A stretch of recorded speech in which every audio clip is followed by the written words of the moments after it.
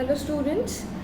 In the previous sessions about this chapter, Introduction to C++, we studied about the features of your object-oriented programming language, right? C++, your difference between procedural language, procedural programming and your object-oriented programming, okay? How we actually do that programming.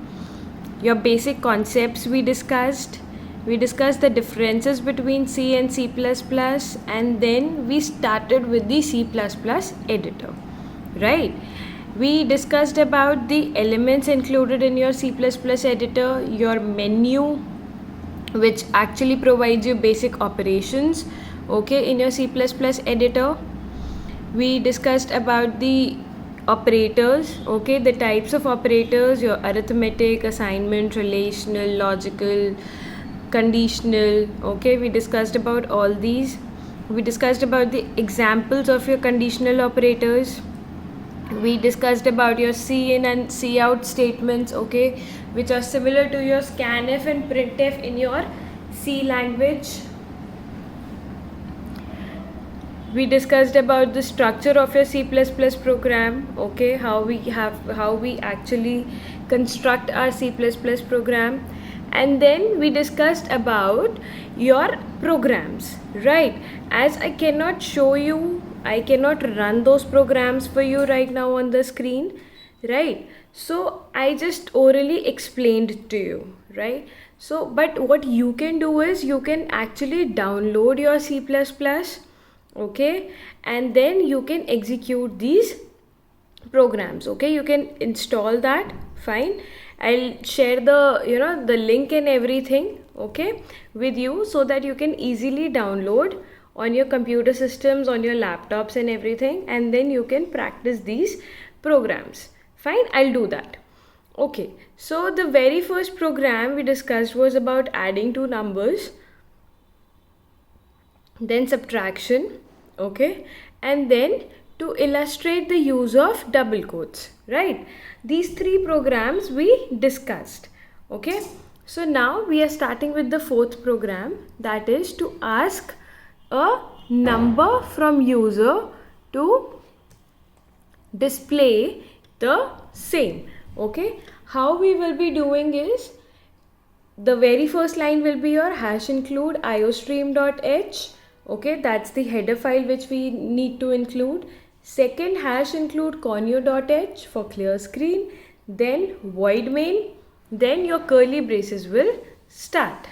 Then the very first, because as we are asking for the computer to display the number, so number are of integer type, so what we will be doing is we will take it as int a, okay. You can take CLR SCR above that also and below that also, okay. Then CLR SCR, then cout, enter the number, okay. Then enter the number, then /n is there, so it will move the cursor to the next line. Then your cin is for your scanning, then cin will be taking your a. Then cout, the number entered by you, and then you're pushing a over there, so the number which you will be entering will be displayed over there. Like for example, if you enter the number 75, so the number you entered will be 75, which will be present over there. Then get ch and your end. Okay, next program is to find the product of two numbers. Product means multiplying your two numbers. Okay, so if you have to multiply two numbers, then you have to take three variables, right? Number 1, number 2 and your product. So what we are doing is, the first lines will be same, your header files, iostream, conio, void main, CLR SCR. Then integer number 1, num1, num2 and your PRD is for your product, okay. These are the three variables which we have taken. Then cout, this is to print your statement. Enter the two numbers, you will be directly entering the two numbers, okay. And then your cin for scanning, okay, num1 what you can do is you can use cin twice also, and you can scan the two numbers in one go also, like cin num1 num2 together. Okay, then PRD is equals to num1 asterisk num2, then C2 C out the product is then you're pushing product into that PRD, then get CH, your program will end over there.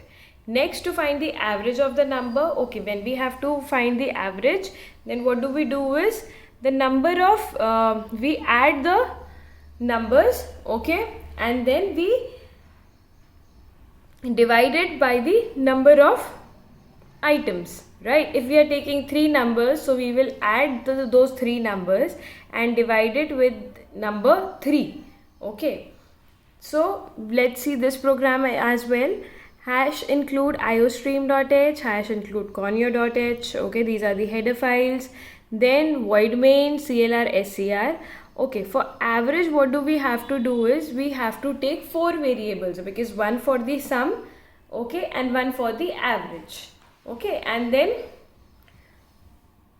3 other variables like num1 num2 num3. You can take as many you want, you can take 4 also, you can take 5 also, okay, you can do that. Then see out, enter the 3 numbers, the number of nums you will take, you will be putting there the number over there. So we have taken num1 num2 num3, so we have taken there, enter 3 numbers. Then cin num1 num2 and num3, sum is equals to num1 plus num2 plus num3, and then average is equals to sum divided by 3. Okay, then see out average, and then you have pushed avg over there, as it is the name of the variable for the where actually your average is stored. Okay, then get ch, and your loop is closed. Okay, now loop in C++. Okay, what is the use of your loop? Loops are basically used if we have to do one operation n number of times. Okay, then what do we use is we use loops in that, so that we don't have to write that program again and again. Okay, the loops are used to execute a program a certain number of times. Suppose you want to execute a statement 15 times, let's say for example we have to execute a statement for like 15 times, then what do? We actually use loop. Then write the statement 15 times. There are 2 ways, either you write that statement 15 times, or what you can do is you use loop. Okay, and writing the statement 15 times is very monotonous and very boring. Okay, and it can cause errors also, so it's best that we use loop. But this will make the program slow and complicated, and therefore requires lots of time. In order to overcome this problem, loops are used. In looping, some conditions are checked and the sequence of statements are executed until those conditions are satisfied. What do we do in loop is we actually use conditions. Okay, we put some condition, and when that condition is met, then it actually stops. Fine, it depends like which kind of loop we are using. The statement will not execute if the condition of the loop is not satisfied. Fine. The very first loop is your for loop. Okay, what happens in your for loop? The for loop statement consists of the keyword for. The keyword in for loop is your for and 3 expressions in parenthesis separated by semicolon, and there are 3 expressions in single parenthesis. Okay, but they are separated by your semicolon. Okay, for initialization, how you will be writing the syntax, like let's see the example. For first is for initialization, like I is equals to 0, I is equals to 1, whatever you want to take, you can take over there. Then your test condition, see, you can see that it is divided with your semicolon. Okay, then your test condition, fine, like I is less than equal to 5, 10, how many times you want that loop to work, and then your increment or your decrement, like I plus plus, I minus minus, in whichever way you want to move your loop, you can have it over there. then your parenthesis will start, the statements you will be writing, and the parenthesis will be closed. First is initialization, right? The thing which we were discussing over there. First of all, the variable is initialized. We initialize it, okay? Like n is equals to 1, I is equals to 0, okay? Are used for the initialization. This part executes only once. We just execute it for once. This variable is known as the control variable, okay? This is your control variable. Next is your test condition. Test condition is the place where we actually give the condition. It checks the value of the control variable against the given condition. The loop will execute only if the given condition is true, okay? If the condition is true, then the loop will work. If the condition is not satisfied, the flow of the program will not come out of the loop. In that case, the loop would be executed infinite number of times. Like if the flow of the program, okay, like if it is not satisfied, the condition is not satisfied, then it might go in the infinite loop and you have to stop that manually, okay? And you will not be getting the desired result as well.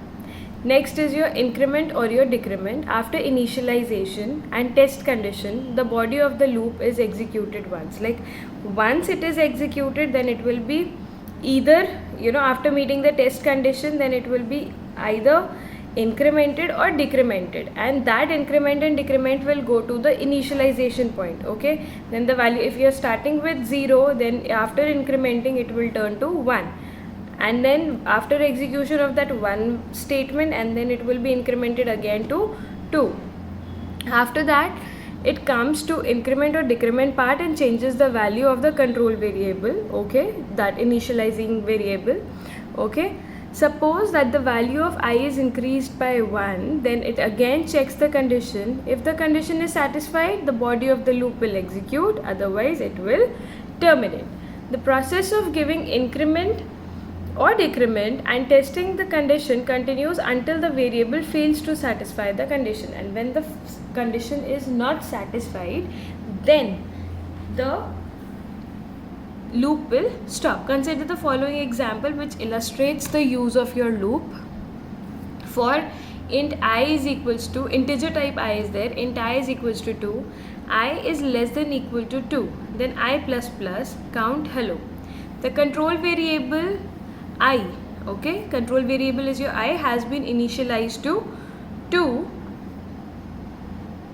The value of I is checked with condition, okay, since I is your less than 10, right? So it will execute. The condition is true, so the hello will be printed on the screen. Now the value is increased by 1, okay, so the value turns to 3, right? So again 3 is less than your 10, then hello will again be printed in the next line, because as there is /n over there, right? You can see there. Then again 1 will be added after moving from the increment operator, then the value will turn to 4. 4 is also less than 10, okay? When it will, when there will be 10 also, the value of I will be 10, then also it will be executed as it is less than equal to, you can see over there in the condition. Fine, but the moment it will be incremented after that and the value will, the control variable's value I will become 11, the loop will terminate, okay? The result of the program will be hello, hello, hello, hello, okay? Your 9 times it will be there. For example, int I count is equals to 4, count is greater than equal to 0, count is equals to count minus 2. Here you are subtracting twice, okay? So cout count \n. The explanation, the dry run will be, the value is 4 first of all, right? 4 is greater than equal to 0, the condition is true, then 4 minus 2 is equals to 2, right? So it will move and the value of the count, the control variable's value, it will turn to 2. 2 is again greater than equal to 0, the condition is true, then 2 minus 2 is 0, okay? Then 0 will be checked. 0 is greater than equal to, it is not greater but it is definitely equal to, then also the result will be true. Then 0 minus 2 is minus 2. Now the variable count will be minus 2. Minus 2 is not greater than equal to 0, right? So there should be false, the result here. Please cut this and write false over here, and the condition is false over there, so it will terminate. So here in this, the test condition is true for the 3 times, okay? Therefore the loop will execute 3 times. The result will be 4, 2 and 0. Okay, next program to print numbers 1 to 10 in the reverse order. Like, you know, if you have to print the numbers in reverse order, then what you have to do is you have to use decrement operator. You'll start from 10, okay? 10 minus 1 minus 1 minus 1, so it will go like that. So how you will be doing is the first 3 lines will remain same, then CLR, SCR, okay? For int num is equals to 10, integer type it is, so we have mentioned the type of the variable also, the data type, number is 10. Num is greater than equal to 1, then num minus minus, okay? Then cout num slash n, then get ch, and you will get your numbers printed in the reverse order. Okay, now your counters. A variable which stores the number of times that process is executed, that process is repeated, okay, means to store the repetition count is called a counter. Counters are initialized to 0 before being used. We actually initialize them from 0, okay, and they basically stores the number of times we have actually executed that specific program, okay. So we will be doing these counters, the explanation, nested loop, while loop in the next class, okay, and I'll be sharing tomorrow, okay, I'll be sharing the questions and answers also of this chapter so that you can do your work as well, okay. Thank you class, and if you find any problem children, okay, then you can directly ask me, but this is really important, so you really need to focus on the concepts. Thank you.